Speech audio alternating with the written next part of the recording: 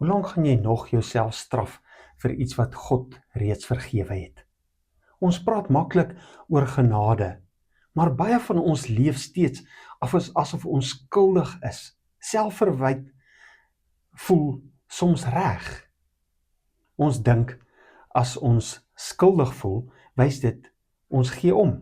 As ek myself straf, maak dit dinge reg. Maar eintlik gebeur die teenoorgestelde. Skuld hou jou gevange, spyt maak jou stil en jy verloor uiteindelik jou fokus. In Filippense 3 sê Paulus iets radikaal.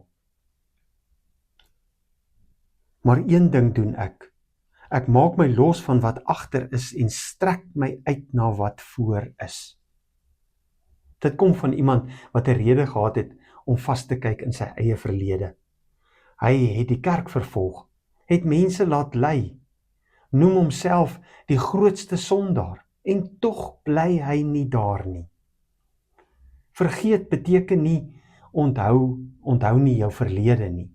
Dit beteken jy bly nie daarin vasgevang nie. Jy bou nie jou identiteit daarop nie.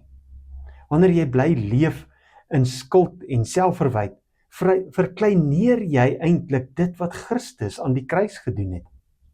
Want hy het reeds betaal. Want hy het reeds vergewe. Hy het reeds nuwe lewe gegee. Daar is 'n verskil tussen berou wat jou tot God aangetrokke maak, spyt wat jou van hom af weghou. Berou verander jou rigting. Spyt hou jou gevange in die verlede. Paulus sê nie net los dit agter nie. Hy sê ek strek my uit na vorentoe. Geloof is nie net om los te maak nie. Dit is om vorentoe te beweeg. Jy kan nie vorentoe beweeg as jy die hele tyd aanhou terugkyk nie. So vandag moet nie net vra, Here, vergewe my nie. Maar vra, Here, help my om te glo dat U reeds vergewe het.